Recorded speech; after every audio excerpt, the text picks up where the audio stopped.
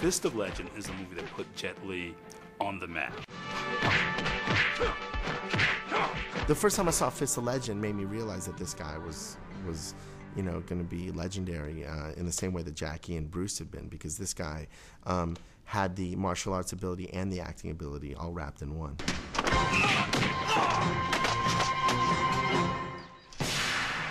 This is a remake of Fist of Fury, but with a different kind of star in the lead.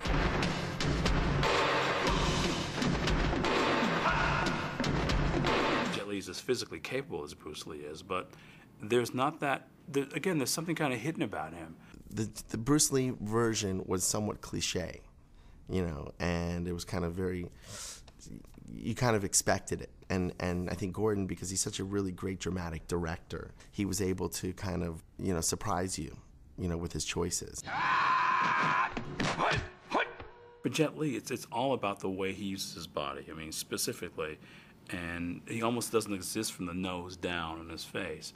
But the eyes do so much. It's almost like the eyes light up. It's like the full moon has caught light of him, and he gets this glow. And that's what I remember, as much as the action of Fist of Legend, is just the countenance, the face.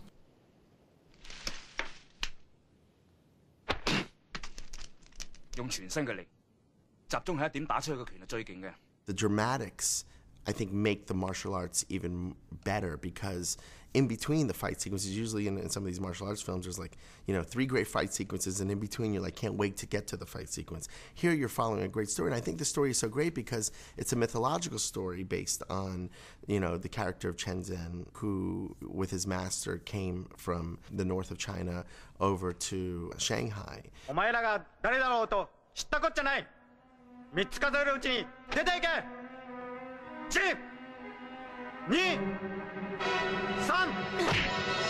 In the opening sequence of the movie, not only do you get Jet Li's character, right, for, he stood up and fought these guys, but also then you have the pressure from the girl, and then she says, "I'm not waiting for you if you leave." And you're like, oh my God, what is he gonna do? This girl is so beautiful and she's not gonna wait for him, so it dealt with real life dramas, real life situations, and it was very real. The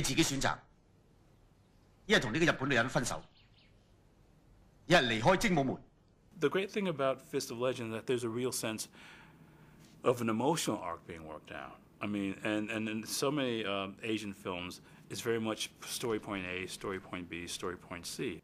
But what might not be in the film is a sense of, again, of an emotional undercurrent. It's about him having to get past his own self-reliance and invest in other people. And part of it is just the way racism is a theme in this, in the way that's kind of rare in these movies.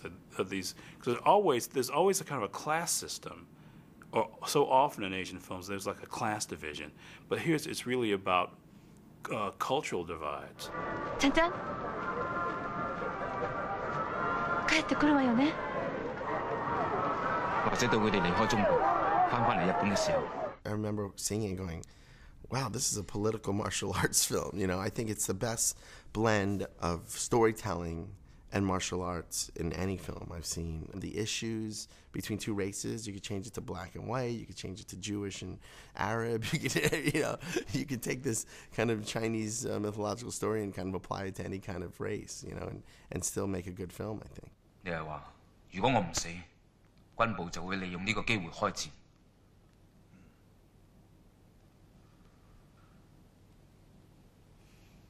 好，咁就犧牲我一個啦。And to see the way that Jet Li is used in this is really kind of wonderful, just to see that this film could be remade and not feel just like a slavish imitation of what has come before, which is so much, unfortunately, a part of Asian cinema. Fist of Legend is the one film that is a Chinese movie that could play in both Japan and China, and without any kind of censorship. I think it works because I think it's very fair to both the Japanese and the Chinese. 짠짠. 日本人を恨んでいるの? And I think that's why Gordon did such a great job compared to the Bruce Lee movies, because there's good and bad in both, but he's very fair. in showing both sides, the good Japanese as well as the bad Japanese. Gordon started off his career as a writer, and I think that's what made him such a great dramatic director. It's because he really understood storytelling, he really understood structure, and I think that's why he made a great transition into directing, and it continues to be an excellent director and understands storytelling as well as anybody else making movies, you know. And a lot of the great martial arts directors came from being choreographers, and he came from a different place. He came, and that's why I think you could tell that he gave a lot of leeway to Yu Mo-ping to kind of create those sequences, and then him focus on the storytelling aspect of it. It's very much reality based. The fights are very raw, very hardcore, very tough.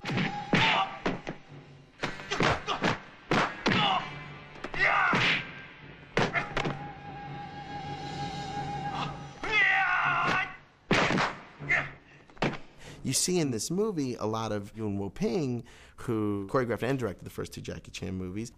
They wanted to, do something that kind of hadn't been done before, and show Jet's kind of martial arts prowess. Jet started as a martial arts sports figure. You know, he was a wushu champion. It was the first time that you really saw the ability of this star, Jet Li, without any enhancements per se, without any wires, without any tricks. It was like, okay, this guy is just a badass. There was just the raw talent of Jet Li and Yuen Wo-ping that allowed for these sequences that just seemed physically impossible. When you have wire work and when you have a fantastical martial arts kind of film, there's a lot of, okay, I've seen this before, this type of flying martial arts kind of cinema. And now when they're, man-to-man, mano-a-mano, kick-ass fight sequences, you're like, wow. I love when he has the balls to go into that Japanese school. That is just a great sequence for me. I mean, just when he just fights the entire school and they just keep coming, they keep coming, they keep coming. It was just like kind of the raw, I'm gonna kick the shit out of every single one of you.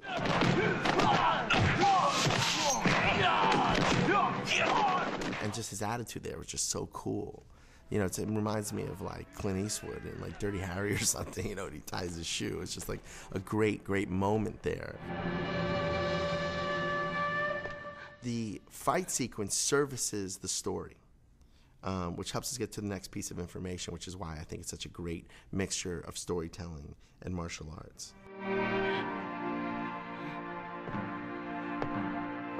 Chen Zhen is just such a cool character that is really fighting what he, it's evident in the first scene of the movie. He's fighting for what's right. At the end of the day, his character is a very moral guy who just happens to be able to kick really incredible ass, I think this grounded him as an actor. It was to him what I think Drunken Master was to Jackie. It just took him to, out of here, which allowed him to kind of make the transition into the U.S. market. I think it was the film where his potential as a movie star was realized, because I think a lot of us saw that for a long time. And it's fascinating, too, about Hong Kong action films, that there are a lot of fans who sort of want their stars to stay on a certain level because there's this sense of sort of guarding it. They don't want the whole world to know about it. There are these fiefdoms and these sort of rivalries and jealousies within fan cliques in Asian cinema. And I think a lot of people are kind of sad to see Jet Li blow up because he didn't belong to them anymore. And he's the one guy you thought, well, maybe he's never going to be that big a deal. He'll belong to us and he won't be that big a star, and that's okay. And he just really became a huge deal because of this. And it sort of like let some people down because there's a real sense of ownership that people had in Jet Li as an action hero.